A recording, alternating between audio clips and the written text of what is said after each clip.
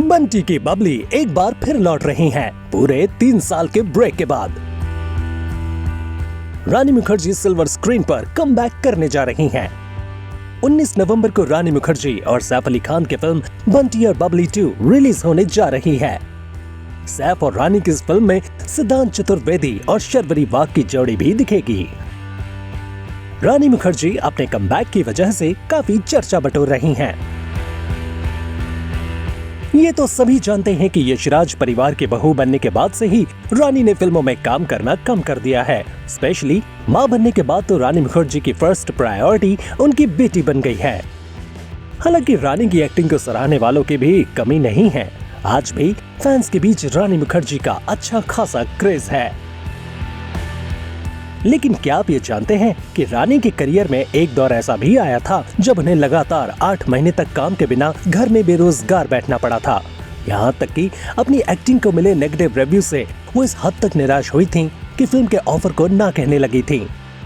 तब यश चोपड़ा ने भी रानी मुखर्जी को अपनी एक फिल्म में साइन करना चाहा था। रानी के मुंह से हाँ करवाने के लिए उनके पेरेंट्स को यश चोपड़ा ने अपने कमरे में बंद कर दिया था। दरअसल करियर के शुरुआती दौर में ही रानी मुखर्जी को फिल्म मुझसे दोस्ती करोगे जैसी सुपर फ्लॉप फिल्म की मार झेलनी पड़ी थी। यशराज बैनर की इस फिल्म में रानी मुखर्जी के अलावा करीना कपूर, ऋतिक रोशन और उदय चोपड़ा जैसे स्टार्स भी थे। हालांकि ये फिल्म बॉक्स ऑफिस पर औंधे मुंह गिरी थी। साथ ही फिल्म के 4 स्टार्स को भी क्रिटिक्स के नेगेटिव रिव्यूज मिले थे। इस असफलता से रानी काफी निराश हुई थी। उन दिनों में कई क्रिटिक्स ने रानी के करियर को खत्म बता दिया था। रानी के मुताबिक, उन दिनों में मैं हर फिल्म के ऑफर को ठुकराने लगी थी। मेरी माँ को भी लगने लगा था कि शायद मैं पागल हो गई हूँ। बहुत सारे फिल्म समीक्षकों और मैगजीन्स ने लिखा कि उसका करियर खत्म हो गया है। तब मुझे भी लगने लगा था कि शायद वे सही हैं। इसके आगे रानी ने उन्हें बताया कि तब खुशकिस्मती से उनके पास साथिया फिल्म का ऑफर आया। हालांकि उन्होंने शुरुआत में इस फिल्म के ऑफर को भी रिजेक्ट कर दिया था। फिर एक दिन जब रानी के पेरेंट्स उनका फैसला बताने के लिए यश चोपड़ा से मिलने गए, तब कुछ ऐसा हुआ जिसके बाद उनकी हैरानी का ठिकाना नहीं रहा था।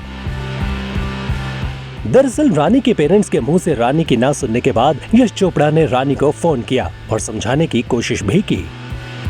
यश चोपड़ा ने रानी को समझाया कि इस फिल्म को रिजेक्ट करके वो बहुत बड़ी भूल कर रही हैं। हालांकि लाख समझाने के बाद भी जब रानी नहीं मानी, तब यश चोपड़ा ने उन्हें धमकी दे दी थी।